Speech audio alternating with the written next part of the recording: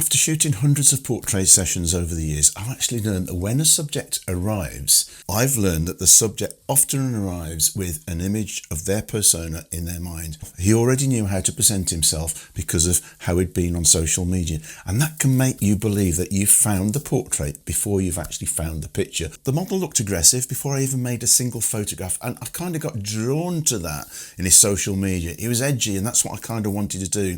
The tattoos, the jewellery, the fur and the attitude were already telling me who he wanted the camera to see. And the challenge was finding out whether the aggression belonged to the styling or actually to him, and was it his personality. And that's when my portrait session began. At first, the pictures I shoot were visually powerful and I really loved them, but then I realised that he was providing pictures and poses that he'd already done. It was part of his repertoire. He already knew how to present himself to me, and I was running with it. I was shooting what he was presenting. Then I realised that I needed to break through that, and that can make you believe that you found the portrait before you've actually found the person within the subject you're capturing.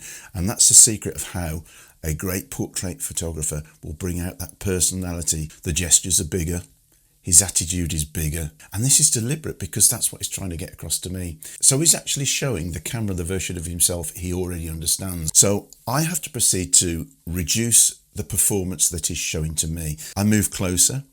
I gave him less to do. And then suddenly the gestures started to disappear. He no longer had this repertoire of poses. That's when the portrait started to change. The actual aggression that was in the shots was no longer coming from the tattoos and the jewellery and all that fur and everything like that. It was actually coming from his expressions. The stillness had made him feel more dangerous than the performance ever had. So his performance of promoting danger was scary. So what I want to say, a portrait doesn't reveal the complete truth about a person. It's the personality they're presenting to you, but it can isolate one quality and make it impossible to ignore. And that's where you as a photographer have to hone into that, and you have to work that up. When you have your portrait sessions, don't only photograph what that subject is presenting to you. They're presenting their persona. That's not necessarily the portraiture and what you have to bring out. Wait for the moment where their expression no longer needs it.